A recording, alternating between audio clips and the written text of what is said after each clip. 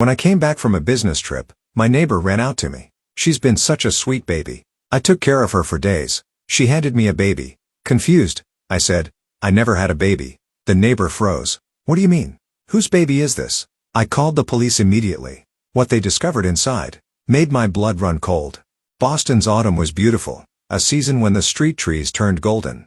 Emily Sanders was living fulfilling days as a sales manager for the pharmaceutical company Novatech Futures. 3 years after her divorce, she had become independent and took pride in the life she had built with her own strength. While brewing her morning coffee, Emily gazed out the window. Her house in the quiet residential neighborhood wasn't a mansion by any means, but it was a warm place she had chosen with her own hands. She could see her neighbor Linda Miller tending to flowers in her garden. Linda was a kind woman who had been friendly since Emily moved in, occasionally bringing over homemade cookies. Emily's family home was about a 30-minute drive away, but lately she had only been in contact about once a month. Her father Robert was a former banker who, even after retirement, maintained his strict personality that valued appearances above all else. He frequently said about Emily's divorce that it was shameful. Her mother Margaret was a woman who had been dutifully obedient to her husband for many years. Though she had a kind heart, she rarely went against her father's opinions. What worried Emily most was her sister Sophia. She had been unreachable for about 2 months now. Emily had called many times, but it always went to voicemail. When she asked her parents, they only gave vague responses like she must be busy. Emily and Sophia had always been close, and her sister was the only one who had shown understanding during Emily's divorce.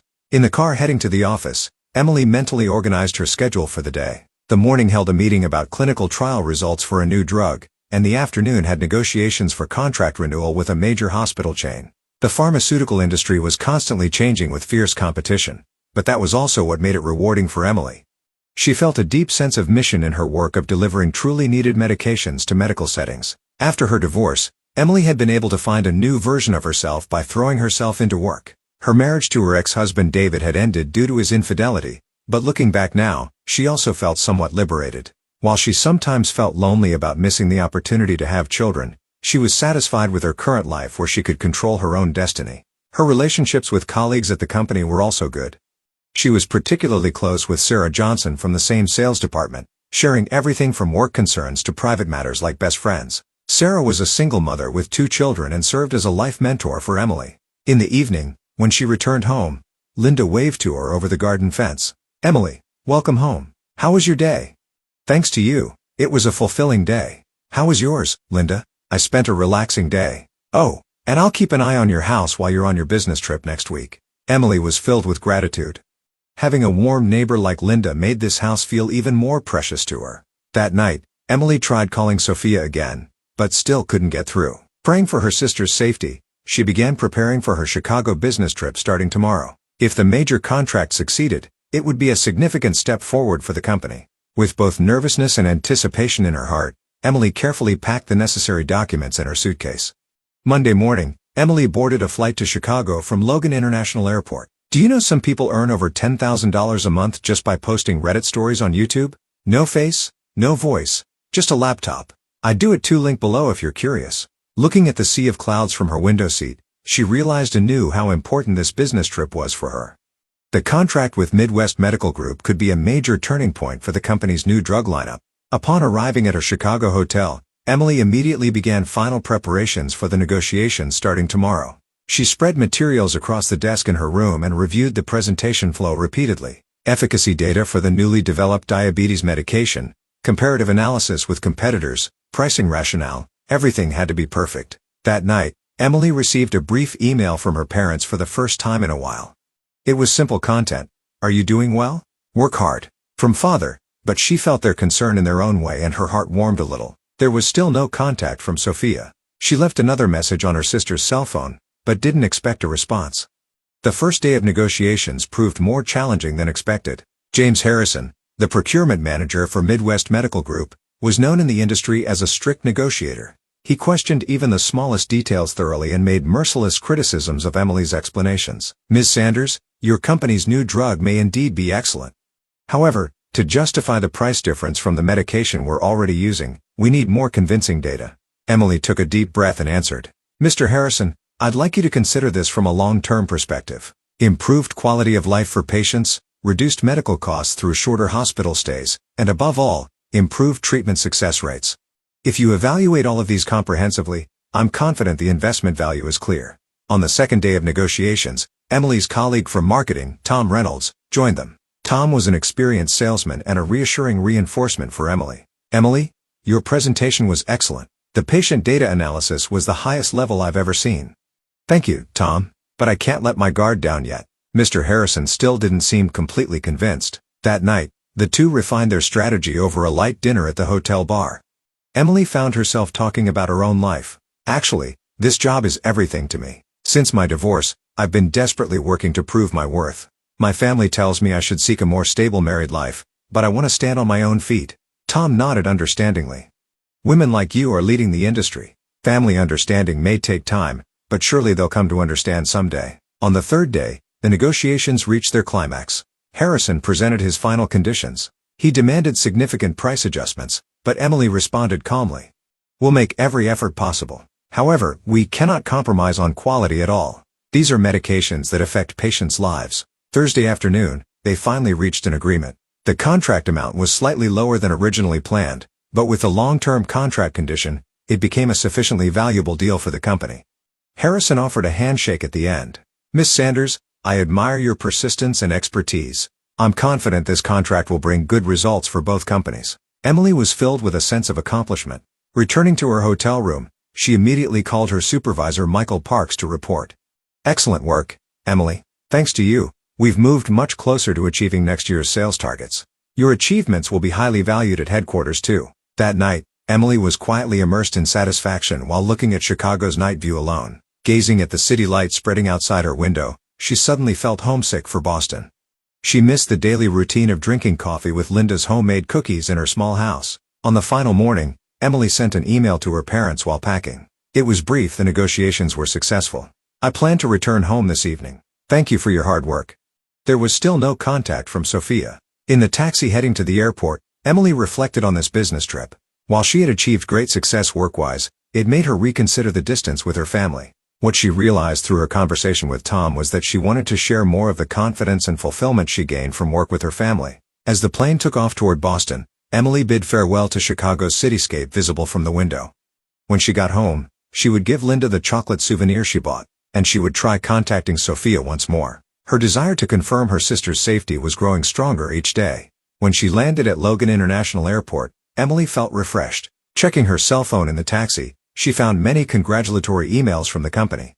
However, there was no message from Sophia. Friday evening, the taxi carrying Emily stopped in front of her home. With the success in Chicago in her heart, she walked toward the front door with light steps. As she was dragging her suitcase and trying to take out her keys, the neighbor's door opened vigorously. Emily. Welcome home. Linda rushed over, looking somewhat flustered. Unlike her usual calm expression, she seemed nervous somehow. Emily turned around with a smile.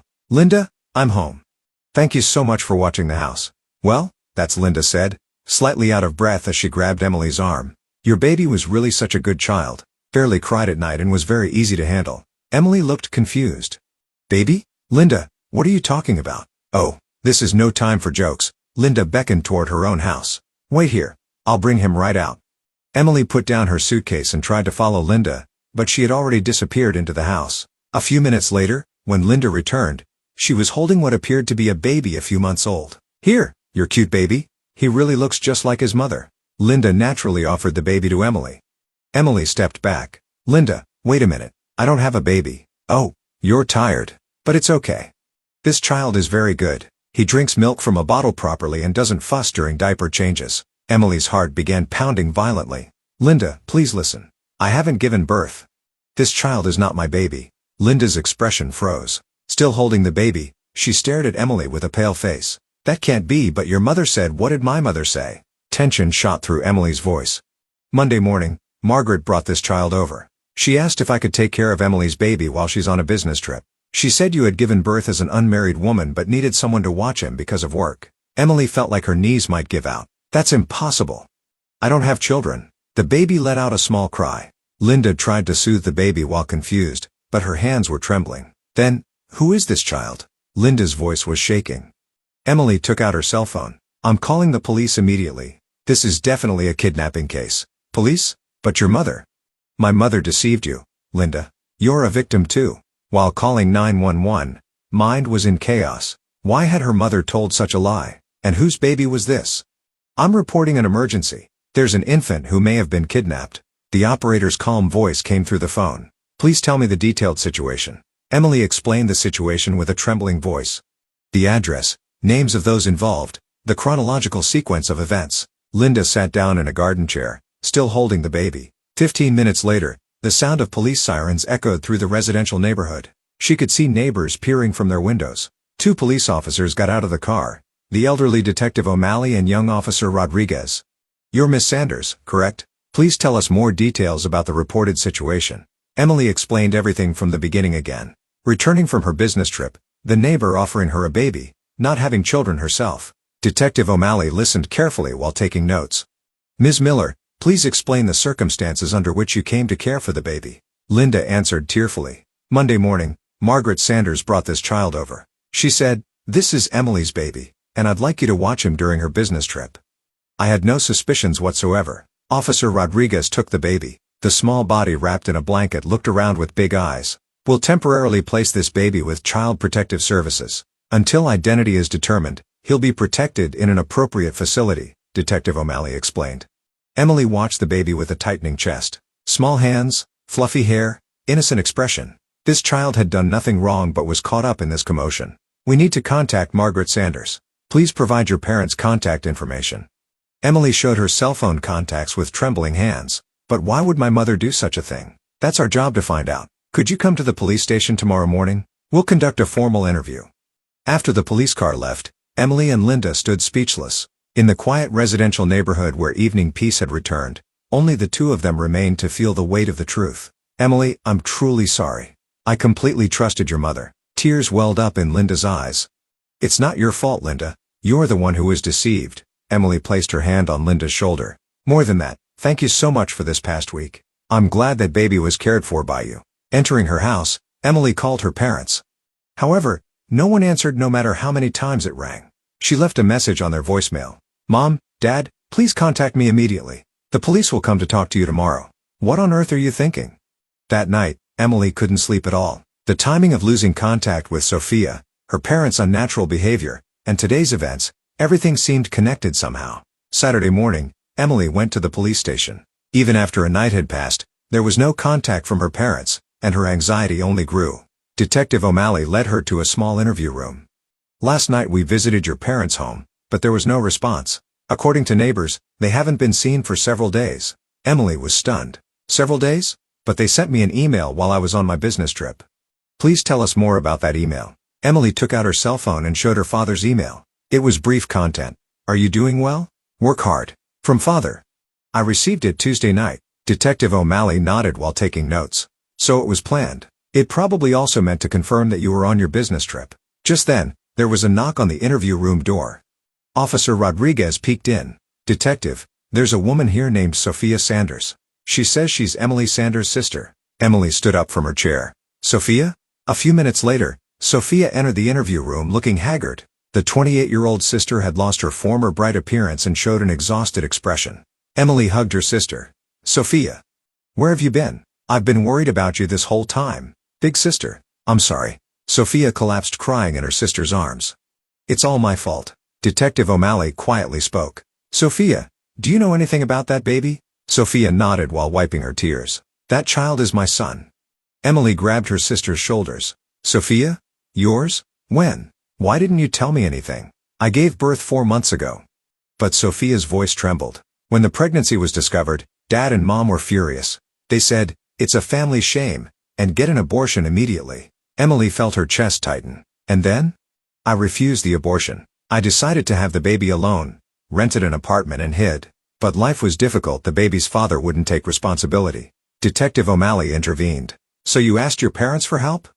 No, that's not it. Sophia shook her head. I absolutely wasn't going to rely on them. But last week, Mom suddenly appeared at my apartment. So Margaret found you.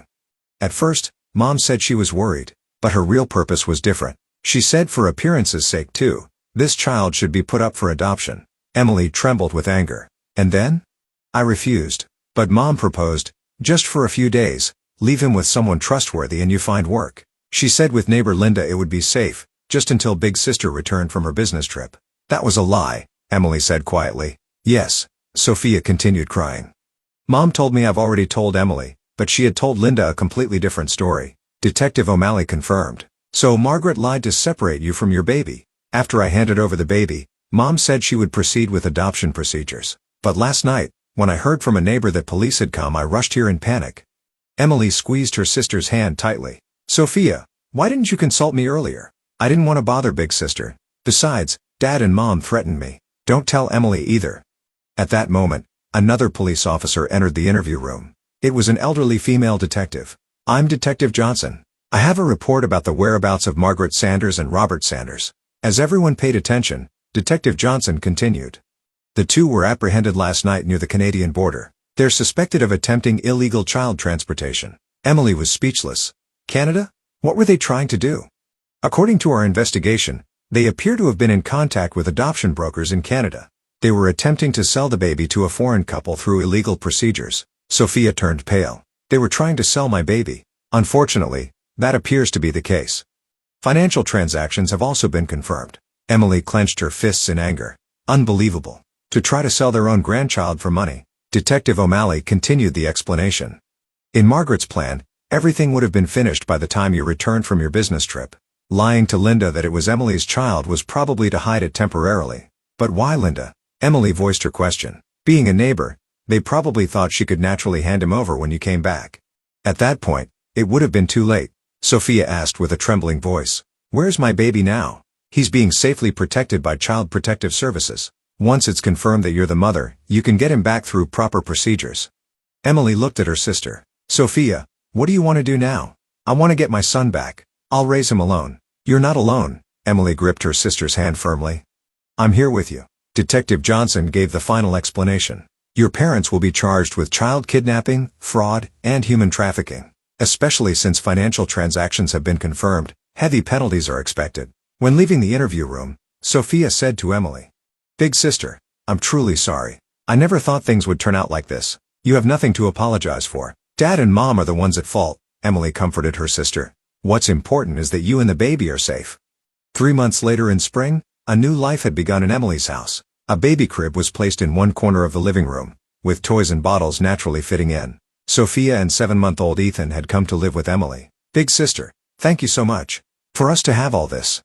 Sophia expressed her gratitude again while feeding Ethan milk. Emily smiled and answered, We're family, so it's natural. Besides, having this child makes the house brighter. The legal procedures were complicated, but Sophia's rights as a mother were completely restored. Emily hired a lawyer for her sister and also supported negotiations with Child Protective Services. Sophia was currently working at a local daycare while attending business school at night, harboring hope for the future. Neighbor Linda had also deepened her bond with the sisters through this commotion. She became a reassuring presence, watching Ethan several times a week while Sophia attended school. I was really surprised at that time, but thinking about it now, perhaps God guided this child to us, Linda said while playing with Ethan. The baby looked at her face and showed an innocent smile. Meanwhile, harsh reality awaited Robert and Margaret. Convicted of human trafficking and child kidnapping, they received prison sentences of 8 and 6 years respectively. For the two who valued appearances above all else, the article published in the local newspaper was fatal. The cold stares from neighbors and the complete loss of the social status they had built over many years, everything they held dear crumbled away. Emily wondered whether to visit her parents, but in the end never went to the prison. Sophia felt the same way. While they could forgive, they felt it was impossible to repair the relationship. Let's live looking forward, Emily told her sister. Let's build a new form of family without being bound by the past. At Emily's company too, this incident became a big topic. However, all her colleagues supported Emily's decision. Especially Sarah, drawing on her experience as a single mother, gave lots of advice. Family isn't just about blood relations. Supporting and loving each other is what's most important. Sarah's words resonated deeply in Emily's heart. One Sunday afternoon, the three were having a picnic at the nearby park. Ethan was sleeping peacefully in his stroller while Sophia and Emily sat on the grass drinking coffee. Big sister, what do you think would have happened to Ethan if you hadn't come back from your business trip then? To Sophia's question, Emily thought for a moment before answering. I don't know, but I think God surely protected him. You, Ethan, and me too. I'm very happy now. It's tough, but every day is fulfilling. Sophia's face had regained its former brightness. The responsibility and joy of motherhood had made her stronger. Emily thought while looking at her nephew. The changes this small life had brought to their lives were immeasurable.